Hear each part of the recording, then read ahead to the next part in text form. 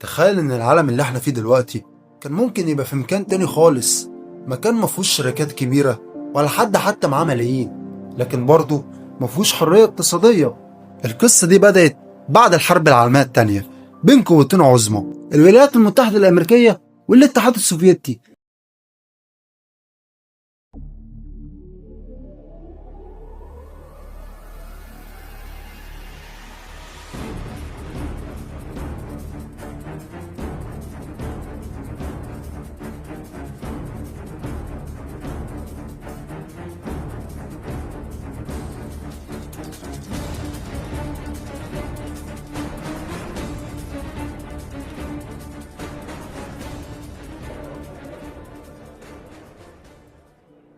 بعد الحرب العالمية التانية العالم اتقسم لنصين، نص بيؤمن ان الفرد حر ويعمل فلوس ويكبر زي ما هو عايز، وده كان النظام الرأسمالي اللي قادته أمريكا.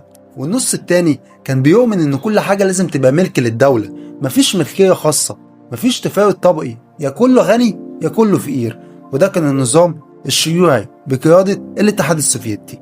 اللي انا عايزك تعرفه ان الصراع بينهم ما كانش حرب مباشرة، لكن كان أخطر بكتير، كان حرب أفكار وحرب نفوذ. وبالمناسبة أطلقوا عليها باسم الحرب الباردة. في الحرب الباردة كل طرف كان عايز يثبت إن هو الأفضل.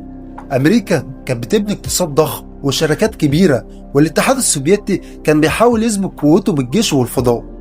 ومع الوقت وصل الصراع لمرحلة مرعبة، سباق نووي ممكن يدمر العالم كله، وحتى الفضاء دخل اللعبة لما الاتحاد السوفيتي سبق وأطلق أول قمر صناعي، وبعدين أمريكا ردت ووصلت للقمر.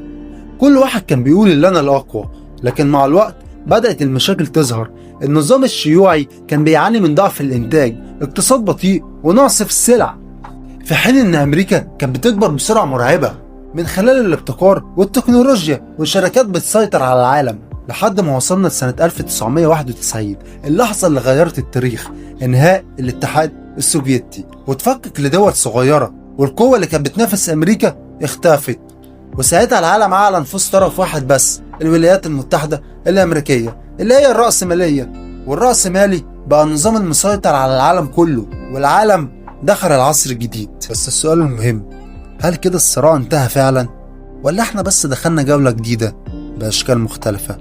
مش يمكن العدو دلوقتي مش واضح، بس اللعبة لسه شغالة وخلصت على كده.